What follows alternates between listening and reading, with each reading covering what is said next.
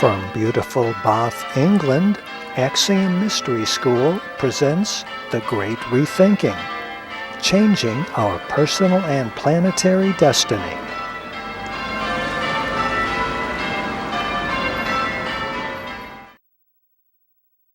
Philosophy and is an internationally respected authority on world mysticism.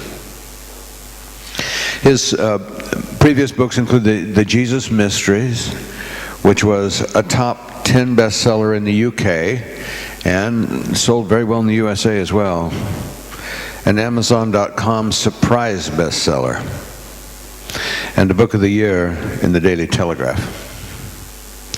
His book, Jesus and the Lost Goddess, was cited by Dan Brown as an inspiration for the Da Vinci Code.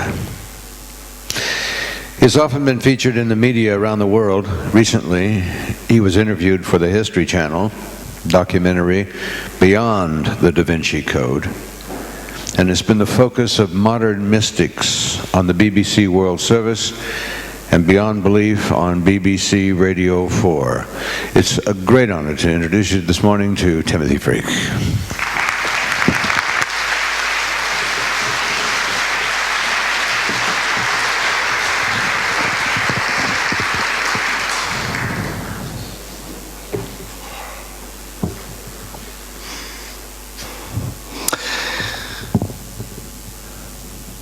Hi. So I'm Tim Freke, allegedly, and my name really is pronounced Freak.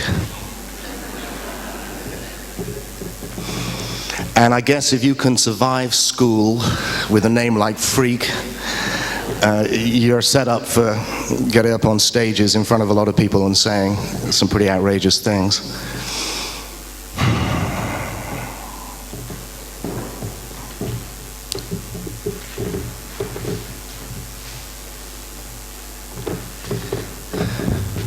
There's a line in the Gospel of Thomas, which is one of my favorite Gnostic Gospels.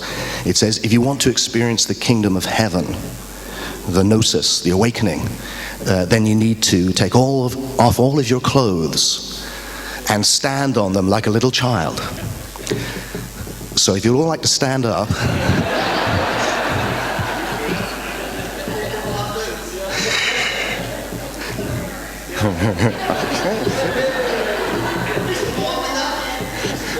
That comes later, as if I get really carried away, which I do. But I kind of do want to do that, actually. I do want to take off all our clothes, maybe not literally.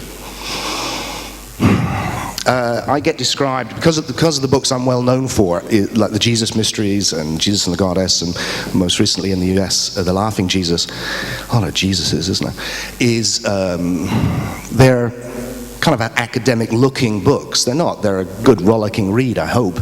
But there's lots of notes at the backs, and so I'm a kind of scholar. But I'm not really. It's not who I am. I see myself much more like a stand-up philosopher.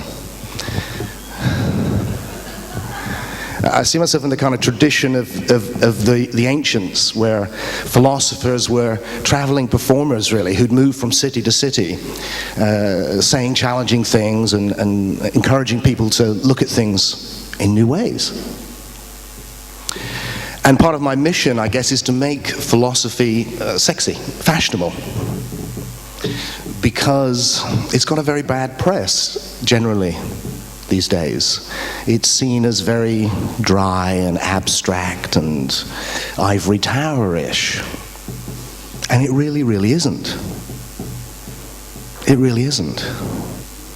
You know, to me, there's nothing more exciting than entering into a new set of ideas and seeing your experience of reality change. I mean, that's true magic. And as Elspeth was saying, you know, the word philosopher is from the Greek philosophia. It means lover of wisdom. Actually, Sophia in the Christian tradition is the name of the goddess. So it's a lover of the goddess. And as the goddess represents symbolically the whole of life, it's a lover of life. When people say to me that philosophy is abstract, it really makes me laugh. It makes me laugh because everything that each of us, everything you have done today, every day, is predicated on who you think you are and what you think life is. So if you've got that wrong,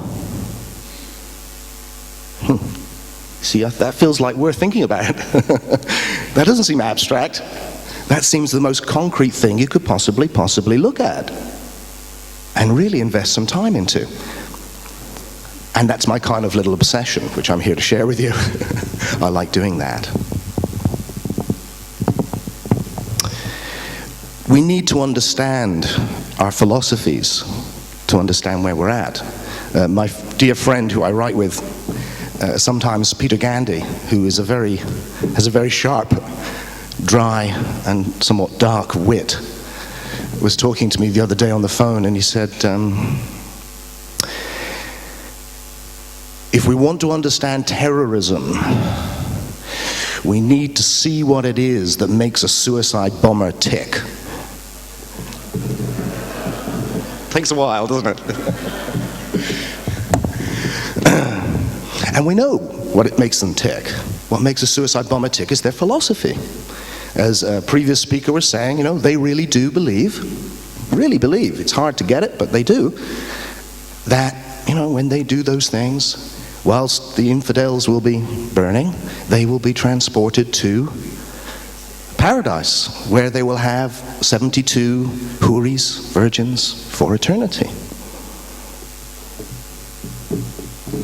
I said that recently in Kansas when I was touring the US, and the lady came up to me afterwards and said, "You tell those Muslim boys they don't want 72 virgins, they want 72 well-experienced women."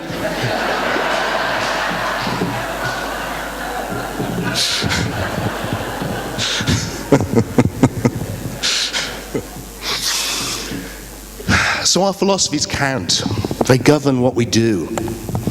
And the philosophy which really interests me, which has caught my imagination, is a philosophy which is so old and so universal, found in every time, in every culture, that it's sometimes called the perennial philosophy. It's a phrase I'm sure you've heard. In fact, it's so old that the Greeks, the ancient Greeks, called it the perennial philosophy. That's how old it is. And what intrigues me about this is not that everyone in, the Taoists, the Zen masters, I've ended up writing books on all these guys. And what intrigues me is that they're all saying different things. They're using different languages, literally. Chinese, Sanskrit, also. But once you see through the veneer of the surface veneer, they're all pointing to an experience. And it sounds very much to me like the same experience, which makes me feel we're talking about something universally human here. Something which allows us to go, all those traditions. People have said to me sometimes, don't you feel a bit odd writing books on all these different traditions? Which is your tradition? And I feel like I'm a human being. They're all my tradition. They were human beings facing the mystery of existence. I'm a human being facing the mystery of existence. It's my tradition. All of it. It's yours. It's our shared wisdom. And it's all pointing